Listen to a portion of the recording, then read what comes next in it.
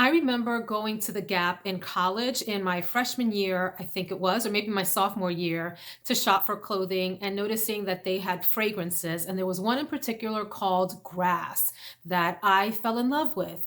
I don't know why it was so intriguing to me to smell like freshly cut grass. I think it just reminded me of some of my high school years playing sports and running around the fields carefree on my high school campus and feeling like I was on top of the world and at the top of my athletic game. But I really enjoyed smelling that fragrance and smelling like it. It felt fresh, it felt clean, it felt like appropriate for my age. It was all of those things.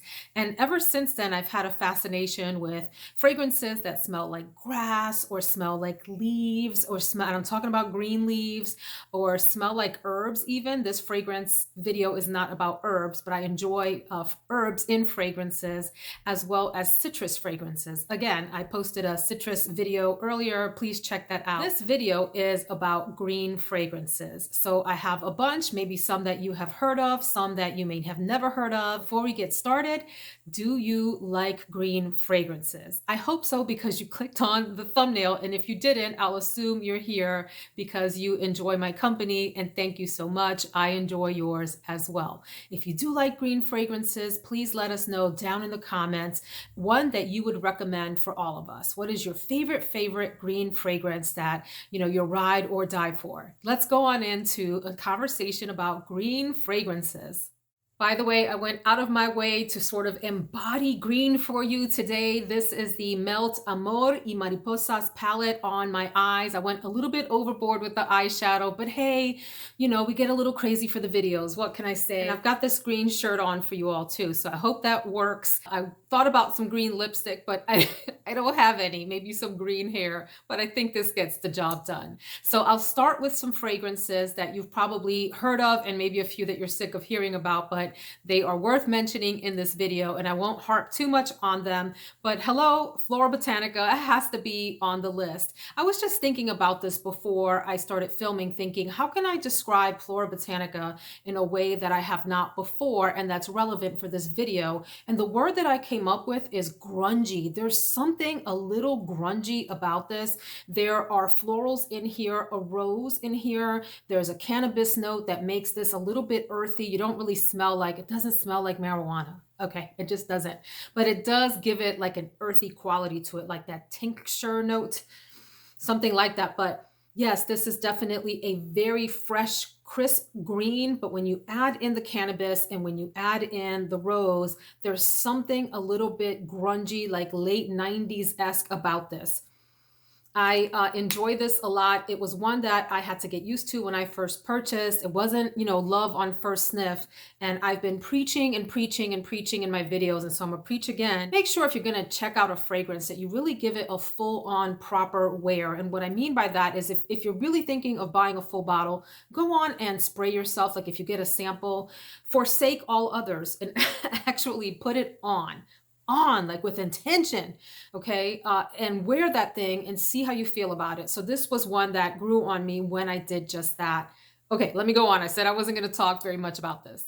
So if this is that 90s grungy kid that's just trying to stand out and look different, then the classic beauty, and probably just because of the name association, but hang with me here, Chanel number 19. This is the EDP concentration. I have had the EDT and I like that as well. It's a bit more challenging for me. There's something a little bit more maybe leathery about that one. This one has a little leather in it as well, but it's a very, what I call a dry green. So if this is like a dirty, gritty, grungy green, this is more of like a dry green, maybe like with a little hint of like a hay kind of smell in there.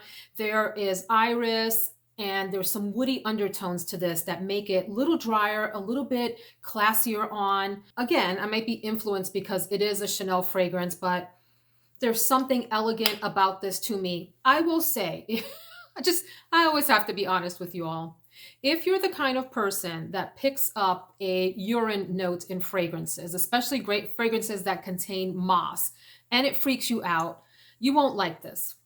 For those of you that like a fragrance that's a little bit more daring, a little bit more avant-garde, I would suggest trying this out. You can definitely try the EDT. It's its own sort of unique beast. I really like the Eau de Parfum. Would I ever purchase the EDT again? I'm not sure, but this one right now I am enjoying a lot. Next, I'll go to a couple of green fragrances that I would consider pretty in some ways. I may be influenced by again, the brand and the bottle shape, but this first one is a like fresh out of the shower, crisp, light, cool green. Like the way you feel on that first cold winter morning, that like when you get that whiff of cold air and it's fresh. Yeah, that's what this reminds me of. And it's Valentino's Donna, Rosa, Verde. Love, love, love this bottle. If nothing else, I just like having this among my bottles. It doesn't sit here. It sits in a couple of other shelves in my linen closet. And I just love how it looks among her sisters and cousins and aunts and uncles and all of that. This has rose in it and magnolia. There's some other florals. There's citrus at the top. I think it's the citrus that gives it that crisp green opening. And it settles down into a nice, really fresh rose with some green. So this is one that would be wonderful here in the heat of late spring into the summer. It reminds me a lot of freshly cut stems from flowers. You get a bouquet and you are getting ready to put it in the vase and you cut the stems and you smell just like that freshness. Almost like when you cut into a cucumber, the freshness that you get from that, just with more green amped up, like a more floral green is how I would describe this. A green that's very similar to that one, but has a bit more white floral in it, is Mon Jasmin Noir Exquise. That is a mouthful from Bvlgari. I really just adore these Bvlgari bottle shapes. This one in particular has like a pebbled bottom that you can see from inside, which I think is just super cool. Yes, I'm one of those people where the bottle to me counts almost as much as the fragrance. Not quite. I will take a really beautiful fragrance in an average bottle, but it sure does help to have a pretty bottle. It's a lot like the Valentino one in that there's citrus in both. There are florals, white florals. This one has more rose. This is a more white floral one. And they stay crisp and fresh on you. This is a very refreshing green fragrance. And it's one that I consider like a white t-shirt and jeans, hang around the house, or if you're going out and you want to wear a fragrance that is ladylike and pleasant, but will not attract any kind of attention from folks. You'll just smell clean and fresh and crisp, lightly green. This is one that I would suggest for that. The next fragrance is one of the most elegant floral and green fragrances in my collection. It's Cartier's Baiser Vole. This is lily on top of lily on top of lily with a little bit of citrus and a lot of green. This is what I call a fresh garden fragrance that is also a white floral. And I love that it opens like this, like a little cigarette top. And it is a happy green fragrance with white florals, or maybe it's a white floral with green, but it deserves to be in this green video because of the amount of fresh garden, dewy greenness that comes out in this fragrance as you wear it. It's not like an earthy, dirty kind of a green. It is a straight up like garden, vegetation kind of green, vegetal in nature. Super duper pretty and very, very crisp with the white florals in it and a hint of citrus. Typically, lily is a note that can be a little difficult for me because it can come across a bit metallic, that and lily of the valley and magnolia. But this lily in here, the lily on top of the lily on top of the lily, because it's in the top, the mid, and the base, is absolutely fabulous. This is a beautiful, beautiful fragrance. An affordable green fragrance that reminds me a lot of the Gap's grass, because this smells exactly like fresh cut grass. I'm talking about the lawn service has just come, or maybe you mow your own lawn and the cut grass is releasing that aroma up into the air. It is Truth from Calvin Klein. I pick up peony as a floral in here, maybe some other white florals. And then I also get some citrus. There's a lemon note at the top of this that helps it not be just an actual interpretation of cut grass, but maybe something that's wearable like a perfume. But listen, you will get that fresh, gorgeous cut grass smell in here. And it's really inexpensive. You can pick up a bottle of this on the gray market like Fragrance Net and sites like that for probably in the $30 range. Highly recommend this if you like grass kinds of smells.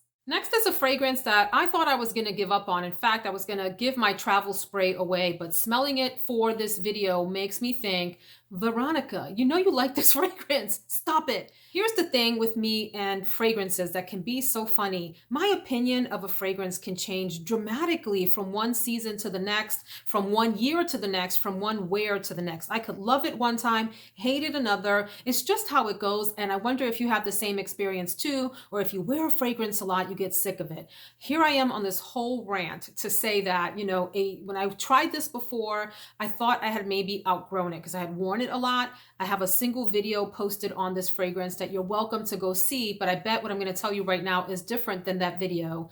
And like I said, I was going to give it away, and I'm wondering maybe I really need to buy a whole bottle of this because I'm enjoying it again as I'm trying it for this video. I only have the little travel spray, and it's Un Jardin Sur le Nil from Hermes.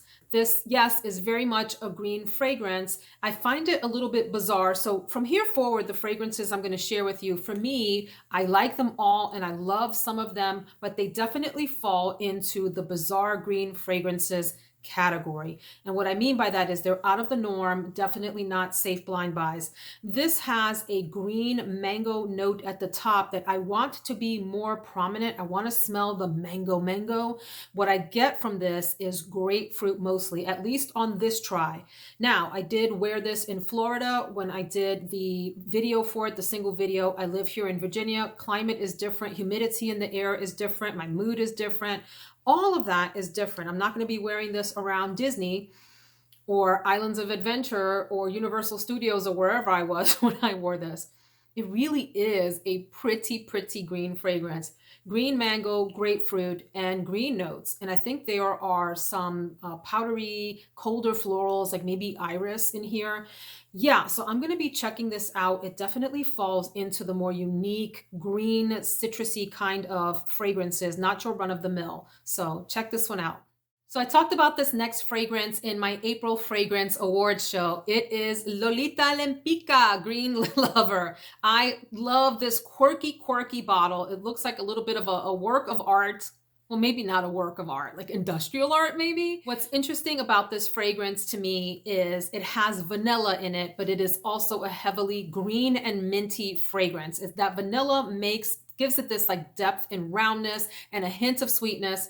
But what this is mostly is like a spearmint kind of scent and with some green in it. It's kind of like in the toothpaste direction, as I would call it. And when you put it on, it settles down into this minty green vanilla fragrance that is really delightful. So if you're into peculiar greens, try out Green Lover. It's a softer fragrance. It's not going to be a beast mode fragrance. So if you're someone that needs all of your fragrances to perform all the time, maybe avoid this one. But if you don't mind your fragrance coming on strong and dying down to something subtle, where you have your little scent bubble, yeah, but it's not, in the next room, this might be one that you'd be interested in checking out. I also have a dedicated review on this next fragrance, and it screams late 80s, early 90s. And I think this is a masterpiece of a fragrance. It is an incredibly challenging fragrance to wear because it's loud. It will smack you in the face if you're not ready for it. But I'm drawn to it. There's something about it that I can't quit it. I can't quit it. And it's not a toxic relationship, but it's a loud relationship. This is a loud, boisterous friend that's going to embarrass you in the restaurant, have the waiter coming over, the owner of the restaurant coming over, asking you to settle down and leave. And the person just doesn't care and keeps laughing and enjoying their best life. And it is Calyx. But I'm talking about the version that was made by Prescriptives. There's a more current version from Clinique that is also really nice, but it is not the same as this one. Well, it's mostly the same. I'd say they are, 85 to 90% the same, but this one has a little extra special something. I have been nursing this bottle, as you can see. Will only wear this when I'm feeling really bold. And I don't mean bold in the sense of like your more deep, dark, sexy, oriental kinds of fragrances. Quite the opposite. This fragrance is listed, if you look at Fragrantica, as being primarily fruity. I completely disagree. I think this is a heavily green fragrance. I'm going to try to take this top off, but it's an old bottle. Yes. The last time I took the top off, the little atomizer thing went flying with it and I was traumatized. This is one of the most beautiful green fragrances, but you have to love a pungent green, like an unapologetic, in-your-face green fragrance. I think there's also grapefruit in here. There's a whole plethora of notes, but a grapefruit note. It reminds me a lot. You know how when you get your shirts from the laundry, they have a specific laundry, I don't know what it is, detergent, whatever, it's not detergent, whatever the chemicals are that they use to treat your clothing, that has a smell. This doesn't smell like that, but imagine that that smell was a green smell, that someone put in a chemical that made it smell green. That's what this reminds me of, okay? Starched green shirt. Not green in color, green in scent. And I wish I could describe it otherwise. I also think this is a little bit of a drier fragrance, a la Chanel number 19, with that, like it sits in the back of your throat a little bit and it makes you cough a little tiny bit because it's drier. It's not like a wet green, like maybe your Baiser, Vole. Okay. I do have a single dedicated video on this as well if you're interested. Let's move on. Okay, with these last 5, we're going to take a turn into what I consider to be pretty bizarre green fragrance territory. I mean, Calyx is pretty bizarre, and so are some of the others that I've mentioned. But now we're really going far down the road into green fragrance territory. So if you're someone that likes for your fragrance to be predictable and mainstream, you may want to pause the video here and see me on the next one. But for those of you that are bold and want to consider some fragrances that are a bit out there, let's go. And I'm going to start with one that I so badly wish I had an original bottle of. It is Guerlain's Vole de Nuit. I have no idea what the original smells like, except that it's supposed to be more powdery and iris heavy than this one is. This has a top accord of green. So it's a very green fragrance. I have sprayed here. I find it still to be a little powdery. It has some animalic touches to it. It's a little tiny bit on the like urine side of things. But again, don't be scared of that. I mean, we have lots of jokes in the comments when we hear that something smells like pee. Oh, it smells like pee, therefore it must be nasty. I'm painting myself into a corner here. I realize that, but please trust me when I say that the animalic thing in here, if it doesn't scare you in other fragrances, it won't scare you in here. It's not particularly profound. It's just almost like this, like a stringent, ammonia. Where are my words? An ammonia-like background. Very slight. I still think this is pretty. What I get mostly out of this is a powdery greenness with a hint of that like ammonia thing happening in the background. Would I wear this on a daily basis? No, this is one of those fragrances that I would wear when I'm home and don't want to be worried about how other people think that I smell. I do enjoy this. I have to be in the mood for this. And it still has like an iris thing happening here. There's iris in the base in this composition and bergamot at the top. So a hint of citrus, a hint of powder, a decent amount of iris, and a lot of green. So the original version of this was created in the 1930s based on a novel that was called Night Flight, and it commemorates the early years of aviation. The original flacon looks like this. I would so badly love to get my hands on, and even if it's an empty one, I'd like to have it and display it. If you know where I can find one for not $3,500 like on eBay, I'm not paying all that, but I'd pay a decent penny for either an actual vintage bottle or even an empty vintage bottle of this. Let me know. Hook a sister up. Perhaps this next fragrance doesn't actually belong in a green video, but it makes me feel green. It gives me a green vibe when I wear it, and it looks green to me. It's none other than Cabotine with the broccoli top. This is a vintage bottle, and I will spray it lightly forevermore so that I don't run out of this. You don't need a lot. This is a very powerful fragrance. A spray or two will take you through the entire day. Any more than that, and you will be nauseated. I also have a dedicated review video on this, and I think I shared in that video that I had the nerve to wear this to an interview. Is that the right video? And probably knocked the whole panel dead. They were probably eager to get me out of the room. I ended up getting the job, and it was one of the most amazing jobs of my life. Heavily floral fragrance. Actually, it's a heavily everything fragrance. This is everything in the kitchen sink. If you go look up the note breakdown on Fragrantica, it's got white florals, it's got yellow florals, it's got spices, it's got all kinds of animalic notes in the base and all of that. But it smells to me like there's a lot of sweetness in here for me. And I don't mean like sickly sweet, a very tolerable, like juice.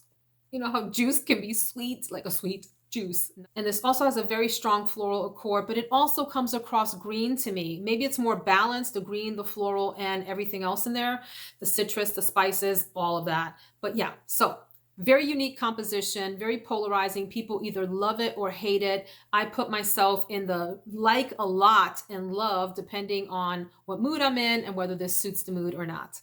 Then is probably one of the greenest fragrances, but here's the thing that's really bizarre to me. There's nothing in it that would make it smell green, I don't think. You know, when you go to Fragrantica and you look at the note breakdown, when you look at the accords, green isn't even listed as an accord. And yet, when I spray this, all I can think is green, green, green. And I want to describe the kind of green that I'm talking about. And this is Eden from Cacharal. This is not the older formulation. This is a newer one. This little one here, oh my goodness. I don't know whether I can't stand this fragrance, but there's something in it that keeps me coming back to it. I have worn this once or twice. In fact, I think this was included in like a 10 Nights of Terror video that I did around Halloween, just for fun, where I tested what I thought were some of my scariest fragrances. This is a scary fragrance for me. So people will describe this as a white floral fragrance. It has tuberose and other florals in it. And yes, you smell some of that in here, but this smells to me like some kind of intergalactic dust that has a lot of green in it, that has been condensed down, like an alien green dust that has been condensed down to kryptonite, like a dark, dense green kryptonite with florals sprinkled on it, some plastic. I think the plasticky thing in here comes from a peach note at the top. I perceive a lot of peach notes in fragrances, like that one in Gucci Rush and in Trésor, the original, as smelling like plastic to me. That might be what's going on in here. But yeah, like an alien green galactic dust that has been condensed down into kryptonite. I dare not wear this, period. I keep it because I like it.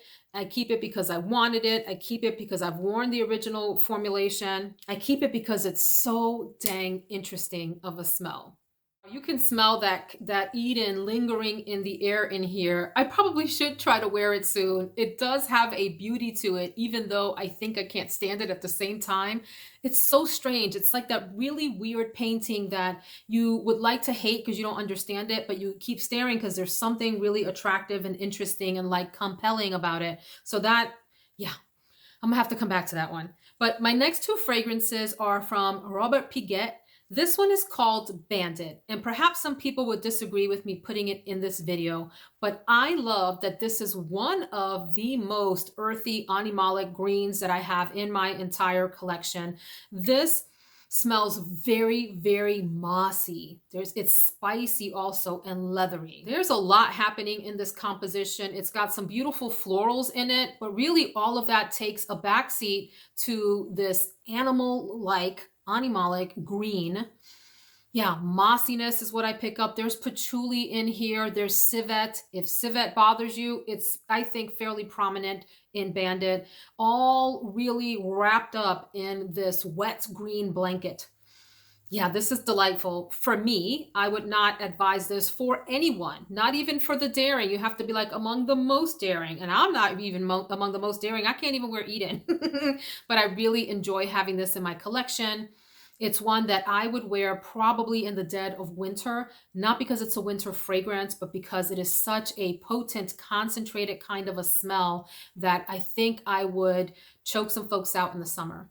So, so interesting. Oh my gosh, what does this remind me of? It is, you all, I know what it is. It reminds me if Estee Lauder's private collection, the original bottle, which I do have, I have a vintage version of that. Imagine that it had a green cousin out in the country that liked to wear leather and worked on a farm. That is what Bandit smells like to me. Really irritated with myself that I forgot to include one of my green beauties. I guess this would go in the section with the most bizarre green. This is Aura from Mugler, and this is an EDP concentration. What a fantastic fragrance if you like odd, strange, and weird perfumes. I call this my Pepto-Bismol fragrance because it smells like Pepto-Bismol. And oddly, that is a scent that I do enjoy. It doesn't freak me out at all. There's something comforting about the smell of Pepto-Bismol. It's almost like the inside of a wrapper of gum, the powder that's on the wrapper to keep the gum from sticking to the wrapper. This smells something like that with maybe like a little hint of a ripe banana that I just actually recently picked up in this, but it definitely has a strong green accord. There's a lot of woodiness in this, and there's a beautiful vanilla.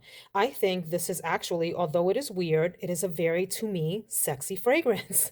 It's a love in this house, and people like it when I wear it. Not to mention that the bottle is just bizarrely beautiful and reminds me of a royal crown, and also reminds me of the outfit that Angelina Jolie wore in the movie Maleficent. Maleficent.